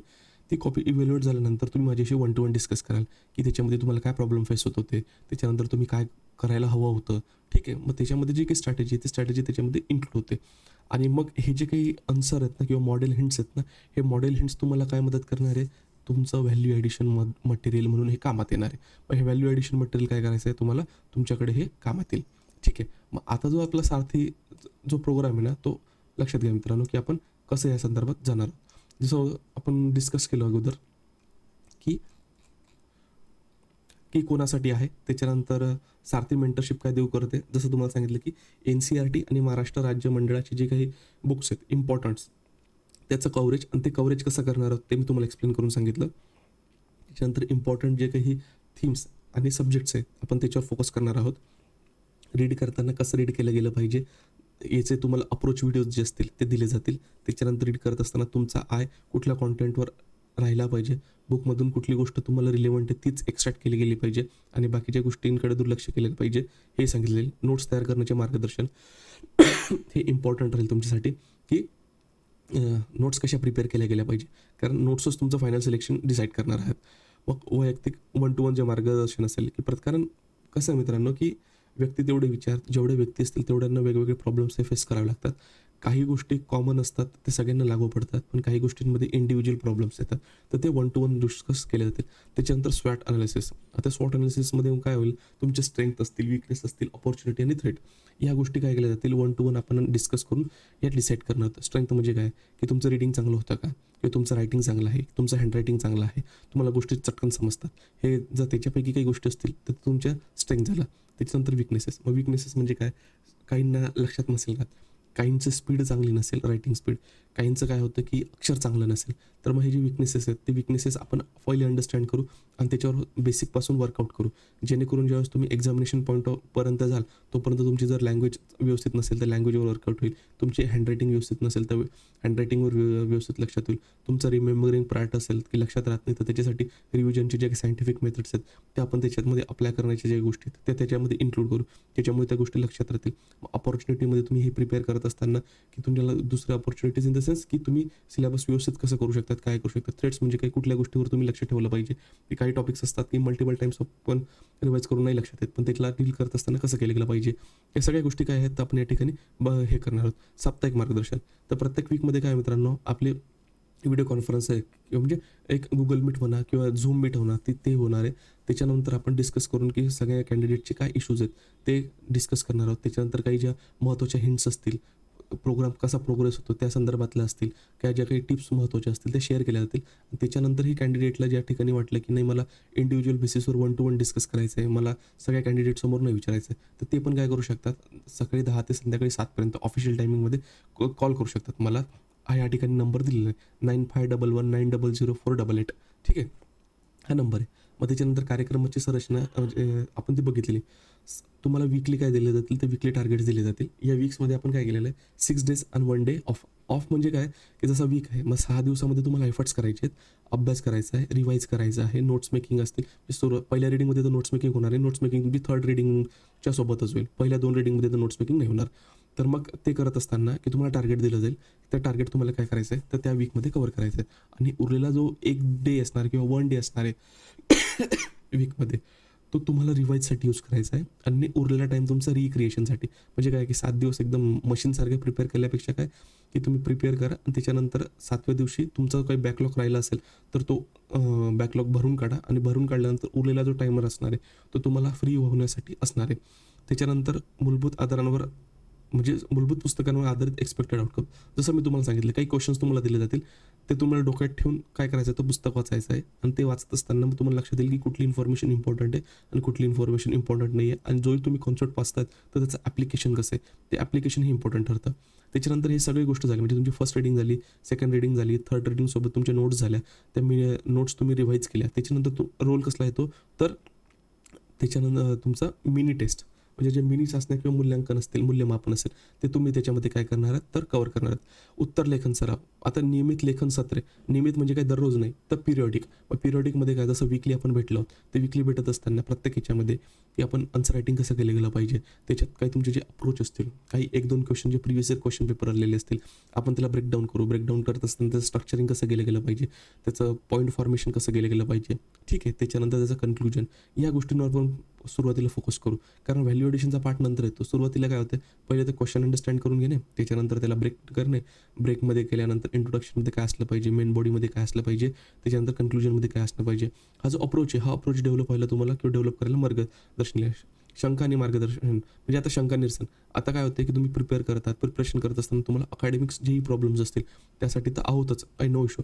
पण काही वेळेस कॅन्डिडेट्सला इमोशनल इश्यूज असतील, ठीक आहे, अभ्यास होत नाही आहे, मोटिवेशनल इश्यू असेल, स्वतःला ड्राईव्ह कसं करायचं, एखाद्या गोष्टीमध्ये ते स्टक झाले असतील की तो कॉन्सेप्ट समजतच नसेल, तर त्या गोष्टीमध्ये काय करणार आहेत तर त्याच्यातमध्ये तुम्हाला मदत केली जाईल, ठीक आहे. मग त्याच्यानंतर जसं सांगितलं की ॲडिशनल संसाधने काय असणार आहे, जसं मी तुम्हाला अगोदर एक्सप्लेन करून सांगितलं की जे अप्रोच व्हिडिओज असतील किंवा मार्गदर्शक व्हिडिओज असतील, त्याच्यामध्ये जेवढ्या गोष्टी गरजेच्या आहेत त्या सगळ्या गोष्टी आपण प्रोव्हाइड करणार आहोत. तर त्याची काही जी लिस्ट आहे ती लिस्ट दिलेली आहे. अभ्यासतंत्र आणि वेळ व्यवस्थापन, म्हणजे काय टाईम मॅनेजमेंट आणि स्टडी कसा केला पाहिजे तो इफेक्टिव्ह वेमध्ये, तेही तुम्हाला समजून जाईल. सहकाऱ्यांसोबत सत्र म्हणजे आपण काय ज्यावेळेस वीकली भेटणार आहोत तर त्या वीकली भेटल्यामध्ये आपल्या NCERT काही कॉन्सेप्ट असे असतील की ते कॅन्डिडेटला समजत नसतील, तर ते आपण डिस्कस करणार आहोत, ठीक आहे. की कशावर फोकस करायला पाहिजे, नेमकं तो कॉन्सेप्ट कशाशी रिलेटेड आहे, त्याचं जे ब्रीफ इंट्रोडक्शन आहे ना किंवा ब्रीफ अंडरस्टँडिंग, ते एक्सप्लेन करून दिलं जाईल तुम्हाला. मग त्याच्यानंतर तुम्ही ग्रुपमध्ये सुद्धा काय करू शकतात तर इंटरॅक्शन, जेणेकरून कॉम्पिटिशन कशी आहे किंवा तुम्हाला जे प्रॉब्लेम फेस होत आहेत ते खरंच तसे बाकीच्यांना होत आहेत का, की फक्त तुम्हालाच होतात. कारण बऱ्याचदा काय होतं, जे कॅन्डिडेट आयसोलेटेड प्रिपरेशन करतात त्यांना जे प्रॉब्लेम फेस होतात त्यांना असं वाटतं की मलाच हा प्रॉब्लेम का फेस होतोय. पण ज्यावेळेस ते बाकीच्या मित्रांशी बोलतात, हे होतं, तर त्यांना लक्षात येतं की नाही, these are the common problems. Common problems असतील तर त्याला तुम्ही लवकर ओव्हरकम केले पाहिजे. काही वेळेस ज्यावेळेस ते तुम्हाला थिंकिंग अशी होते की हे प्रॉब्लेम मलाच का होतंय, मलाच समजत नाही, तर मग मी या एक्झामसाठी कॅपेबल आहे का नाही, असे क्वेश्चन ज्यावेळेस क्रिएट होतात ना, तर त्याच्यामध्ये बराचसा टाईम चालला जातो थिंकिंगमध्ये. आणि त्या थिंकिंगमध्ये बराचसा टाईम झाल्यानंतर काय होतं की तुमचा टाईम पण वेस्टेज होते, तुमची एनर्जी पण जाते. पण जर तुमचा पिअर ग्रुप असला आणि तुम्ही लक्षात आलं की नाही प्रत्येकाला हा क्वेश्चन पडतो, तर मग तुम्हाला समजून जातं, अरे नाही, हे तर कॉमन थिंग्स आहेत. याच्याकडे आपण काय की एक कन्स्ट्रक्टिव्हली स्वतःचे अनालिसिस करून जर आपल्याला लक्षात येते मेंटरचा फीडबॅक घेऊन की आपण म्हणजे जे डिझायर्ड एफर्ट्स ते टाकू शकतो, तर आपली पॉसिबिलिटी इन्क्रीज आहे सिलेक्शन होण्याची. तर मग तुमच्या डोक्यामध्ये ह्या गोष्टी क्लिअर होतात. मग तुम्ही ज्या अननेसेसरी गोष्टींवर फोकस आहेत ना, ते फोकस करत नाही, तुमच्या प्रिपरेशनकडे टर्न होतात. त्याच्यामुळे हे जे काही आहे ते पण इम्पॉर्टंट आहे. त्याच्यानंतर तुम्हाला जसं सांगितलं की स्ट्रॅटेजी सेन्स, की प्रत्येक फेजमध्ये प्रत्येक गोष्टीमध्ये तुम्हाला स्ट्रॅटेजी कशी असली पाहिजे याच्यासाठी काय केलं जाईल तर गायडन्स दिलं जाईल. आणि त्याच्यानंतर मोटिवेशन म्हणजे काय की तुम्हाला काही मोटिवेशन स्पीच वगैरे काही देणार नाही आहे मी, पण इन द सेन्स जिथे तुम्ही लो फील करतायत तर लो फील करत असताना तुम्ही इंटरॅक्ट करून तुमचे जे काही प्रॉब्लेम्स असतील ते प्रॉब्लेम्स त्या ठिकाणी तुम्ही सॉर्ट आउट करू शकतात. हे झालेलं आहे याच्यामधलं. ही जी बेसिक इन्फॉर्मेशन आहे, ही बेसिक इन्फॉर्मेशन पूर्ण याच्यामध्ये दिलेली आहे. तर आता लक्षात घ्या मित्रांनो, तुम्हाला याच्यासाठी जी ॲडमिशन घ्यायची असेल तर आपलं डिस्क्रिप्शन बॉक्समध्ये ॲप दिलेलं आहे, त्या ॲपमध्ये जा, म्हणजे ते ॲप डाउनलोड करा. डाउनलोड केल्यानंतर तुम्हाला त्या ठिकाणी काय दिसणार आहे, सारथी मेंटरशिप प्रोग्रामची जी बॅच आहे ती दिसेल. ते त्याच्यामध्ये तुम्हाला हे जे सगळ्या गोष्टी असतील ना, ज्या आता आपण बघितलेल्या आहेत, ते सॅम्पल कॉपीज आहेत, म्हणजे सॅम्पल मटेरियल आहे. ते सगळं सॅम्पल मटेरियल काय करता येईल, तुम्ही त्या ठिकाणी म्हणजे तिथे बघू शकतात. ते बघितल्यानंतर तुम्ही बघा, ते वाचा, त्याच्यानंतर हा व्हिडिओ पुन्हा बघा. जर तुम्हाला कॉन्सेप्ट लक्षात आले नसेल की हा म्हणजे कसा प्रोसीड होणार आहे, तर हे व्यवस्थित बघा. मिनी टेस्ट कशी आहे, त्याचं सॅम्पल मॉडेल कसं दिलेलं आहे, त्याच्यासोबतच मी कसं इव्हॅल्युएट केलेलं आहे, काय केलेलं आहे ते पण एक तुम्हाला टाकून देईल. ते पण तुम्ही ते बघू शकतात.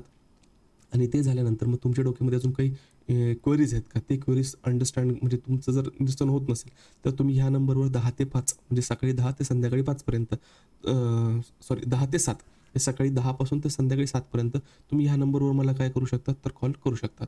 याच्यावर तुम्हाला काय दिलं आहे, तर डिस्क्रिप्शन बॉक्समध्ये ॲपची तर लिंक दिलीच आहेत. आमच्या टेलिग्राम ग्रुपची पण लिंक दिली. तर टेलिग्राम ग्रुपलाही तुम्ही जॉईन होऊ शकता. तिथेही मला क्वेश्चन्सही विचारू शकतात. तर मग आता आपण काय करू, जे डिटेल ब्राउचर आहे ना त्याच्यामधून एकदा जाऊ. म्हणजे जे एखादा जर पॉईंट मला सांगायचं सुटला असेल तर तो तुम्हाला एक्सप्लेन करून सांगता येईल. लक्षात घ्या, हा प्रोग्राम आपला ऑनलाईन मोडमध्ये आहे. ठीक आहे. NCERT आणि महाराष्ट्राचे स्टेट बोर्ड हे दोघी गोष्टी आपण कव्हर करणार आहोत. कव्हर करणार म्हणजे तुमच्याकडनं कव्हर करून घेतले जातील. ते stipulated type, stipulated in the sense हा कोर्स तुम्ही त्या कोर्सची व्हॅलिडिटी तुम्हाला एक्सटेंड दिली जाईल. पण तुमच्याकडे टाईम प्रेशियस आहे. तर तुमचं यूथ असेल, तुमचे जे एफर्ट्स असेल ते वेस्ट करू नका मित्रांनो. एक राईट डायरेक्शनमध्ये, एक राईट पर्सनच्या अंडरमध्येच ह्या गोष्टी करा. ते कुठेही करा, माझ्याचकडे करा असं नाही म्हणत मी, पण तुम्ही जिथेही कराल तर त्या राईट पर्सन, कारण तुमचा वेळ महत्त्वाचा आहे. ठीक आहे. यूथ महत्त्वाचं आहे, घरच्यांचे एक्सपेक्टेशन महत्त्वाचे आहेत. ठीक आहे. मग हे तुम्हाला काय ऑनलाईन मोडमध्ये. त्याच्यानंतर याच्यामध्ये टीचिंग नाही आहे. लक्षात घ्या की NCERT तुम्हाला टीच नाही केलं जाईल, पण तुम्हाला अप्रोच व्हिडिओजपासून ते कन्सेप्ट कसे कव्हर करायचे आणि जिथे तुम्ही डिफिकल्टी फेस करतायत तर तिथे सपोर्टिव्हमध्ये आपण एक गोष्टी एक्सप्लेन करून देऊ जाईल. पण प्रत्येक गोष्ट डिटेलमध्ये नाही शिकवली जाणार. हां, पण बुक्स कशा कव्हर करायच्या त्या सायंटिफिक मेथडने तुमच्याकडनं कव्हर करून घेतले जातील. जेणेकरून हे कंप्लीट झाल्यानंतर, म्हणजे कोर्स कंप्लीट झाल्यानंतर तुमच्याकडे तुमचं बेसिक अंडरस्टँडिंग जे आपल्याला स्टँडर्ड बुकसाठी लागणार आहेत किंवा स्टँडर्ड मटेरियल रेफर करण्यासाठी लागणार आहे त्याची पार्श्वभूमी तुमची तयार झालेली असेल, तुमची आन्सर रायटिंगची पार्श्वभूमी तयार झालेली असेल, तुमची नोट्स मेकिंगची जी काही मेथड असेल ती तयार झालेली असेल, इफेक्टिव्ह स्टडी टेक्निक्स असतील त्या सगळ्या तुमच्या डोक्यामध्ये झालेल्या असतील. त्याच्यानंतर तुम्हाला फक्त काय करायचं आहे, मग पुढे ज्या काही गोष्टी तुमच्या डोळ्यासमोर येतात त्याला टार्गेट करून वेळ वाया न घालवतात त्याच्यावर वर्कआउट करायचं आहे. प्रवेश घेण्यासाठी तुम्ही या नंबरवर संपर्क करा. बोथ इंग्लिश आणि मराठी दोघी कॅन्डिडेटसाठी आहे. त्याच्यानंतर सारथी मेंटरशिप प्रोग्राम कोणासाठी आहे ते आपण डिस्कस केलेले आहे. काय ऑफर करतं ते पण आपण याच्यात डिस्कस केलेलं आहे. त्याच्यामुळे हा काही कॉन्सेप्ट नाही. Short analysis 1-to-1 mentorship. त्याच्यानंतर तुम्हाला मी स्ट्रक्चर जे एक्झाम म्हणजे प्रोग्रामचं ते समजून सांगितले. वीकली थीम्स आपल्याला काय करायचे आहेत, कव्हर करायचे आहेत, कुठल्या NCERTs कव्हर करायचे आहेत ते समजून सांगितले. डेली टार्गेट्समध्ये तुम्हाला ऑब्जेक्टिव्स असतील, म्हणजे लर्निंग ऑब्जेक्टिव्ह किंवा क्लिअर लर्निंग ऑब्जेक्टिव्स. ह्या कुठल्या आहेत, तर एक्सपेक्टेड आउटकम्स. म्हणजे तुम्ही जेही युनिट्स वाचणार आहात, तुम्हाला जे रेफर करून दिलेलं किंवा टार्गेट दिलेलं आहे ते झाल्यानंतर तुम्हाला त्या गोष्टी जे काय एक्सपेक्टेड आउटकम्समध्ये त्याचं उत्तर देता आलं पाहिजे. नाही देता आलं तर तुम्ही ते हिंट वाचा आणि हिंट वाचल्यानंतर पुन्हा तुमचे जे काही बेसिक बुक्स आहेत तर त्याच्याकडे तुम्ही रिव्हिजिट करा. आणि रिव्हिजिट केल्यानंतर मग तुम्हाला लक्षात येईल की तुमच्या अंडरस्टँडिंगमध्ये आणि एक्सपेक्टेड आउटकम्समध्ये काय गॅप होता. आणि ज्यावेळेस तुम्ही असं बऱ्याचशा 2-4 चॅप्टरसाठी कराल तर त्यावेळेस तुमच्या ब्रेनचे जे काही पोर्स आहेत म्हणजे न्यूरॉन्स आहेत ते ॲक्टिवेट होतील. आणि ते ॲक्टिवेट झाल्यानंतर रीडिंग कसं केलं पाहिजे, कशावर फोकस करायला पाहिजे, कसे ॲप्लिकेशन बेस्ड क्वेश्चन्स विचारू शकतात, मग कुठला त्याच्यामध्ये 2 लाईन आपल्याला इम्पॉर्टंट ठरू शकतात जे आपण आन्सरमध्ये लिहू शकतो, किंवा कुठले एक्झाम्पल किंवा की स्टडी किंवा आपल्याला कामात येऊ शकते. या गोष्टी क्लिअर करण्यासाठी तुम्हाला महत्त्वाचं आहे. याच्यामध्ये काय, या प्रोसेसमध्ये तुम्हाला रीड करायचं आहे, तुम्हाला अंडरस्टँड करायचं आहे, तुम्हाला नोट मेकिंग करायचं आहे आणि सेल्फ असेसमेंट. आणि ह्या सगळ्या गोष्टी करण्यामध्ये तुम्हाला सपोर्ट दिला जाईल.